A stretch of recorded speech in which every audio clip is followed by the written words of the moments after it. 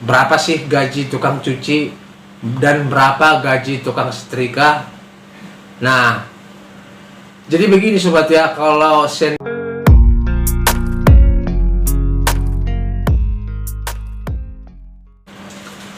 halo sobat, berjumpa lagi di channel saya, yaitu channel tentang membahas tutorial usaha laundry. Bagaimana kabar para sobat? Mudah-mudahan sehat selalu dan usahanya makin lancar. Nah, jadi sobat, topik kita kali ini tuh membahas tentang penggajian karyawan. Tapi bukan membahas berapa ya per bulan, bukan. Dimana kemarin sobat ada yang bertanya, berapa sih gaji tukang cuci dan berapa gaji tukang setrika? Nah, jadi begini sobat ya, kalau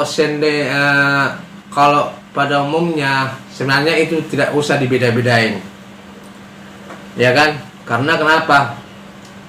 Kalau kita perhitungkan ya, cara kerjanya tukang cuci sama tukang setrika itu hampir sama.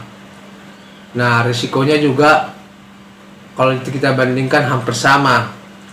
Nah, kalau pengguna setrika listriknya dia, kalau kepanasan kan otomatis baju pelanggan ada yang rusak. Nah, begitu juga cara packing, kalau kurang rapi ya kita harus benar-benar membuat packingannya harus rapi. Nah, di situ risikonya.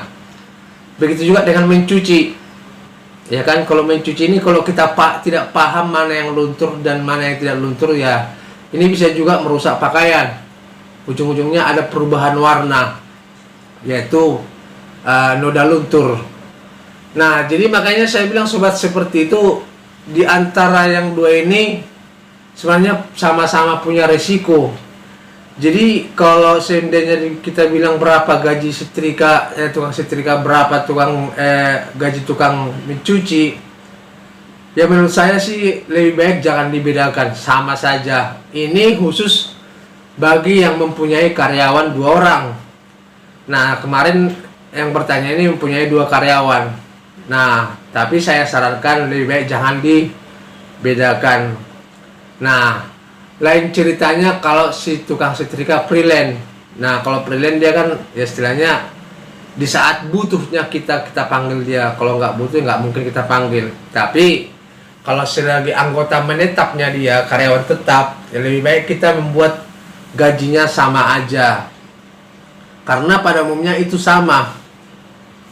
Di mana di usaha laundry, gaji tukang cuci sama tukang setrika sama. Nah, memang ada sih sebagian yang membilang tukang setrika ini harus mempunyai target. Contoh, dia harus mempunyai target 100 kilo per hari. Nah, itu kalau seandainya ada seperti itu di lain gaji dapat persenan. Cuman bedanya tukang cuci belum pernah saya dengar seperti itu. Nah, istilahnya dia dapat persenan, dia mencuci sekian banyak per hari dapat persenan, itu belum pernah saya dengar. Tapi kalau seandainya kita tidak melakukan cara ini, yang ada nanti jadi ada perselisihan antara tukang cuci dan tukang setrika.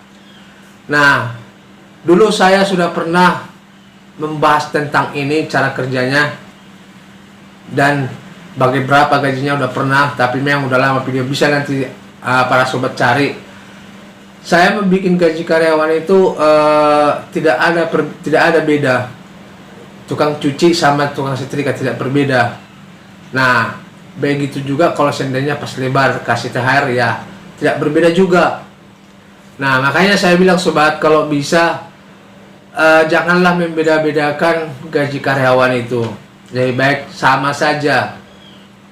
Nah, jangan istilahnya karena dia menyetrika cepat jadi beda kita bikin gajinya, tidak boleh seperti itu. Yang ada nanti karyawan yang satunya merasa iri, ujung-ujungnya dia keluar. Nah, ini sebenarnya yang membuat salah satu karyawan itu tidak betah. Nah, dari cara kita mengupah mereka. Nah, jadi ini khusus untuk laundry pemula ya. Nah, saran saya sih jalan terbaik itu saja. Jangan bedakan gaji, baru ya tetaplah istilahnya kalau bisa ya, biar lebih enak kerjasama saja, yaitu di mesin cuci pun bisa, menyetrika juga bisa. Begitu juga temannya harus bisa seperti itu juga, mencuci bisa dan menyetrika juga bisa. Nah, kalau seandainya seperti ini cara kerjanya dan upahnya kita samakan, ya tidak akan ada perselisihan dan tidak ada rasa iri satu sama yang lain. Oke sobat. Nah, jadi kira-kira seperti itulah solusinya atau jawaban dari pertanyaan salah satu seorang pengusaha laundry yang dimana kemarin dia bertanya. Mudah-mudahan penjelasan saya ini bermanfaat buat para sobat. Jangan lupa subscribe, ketik tanda lonceng supaya tidak ketinggalan video saya berikutnya. Terima kasih dan sampai jumpa kembali.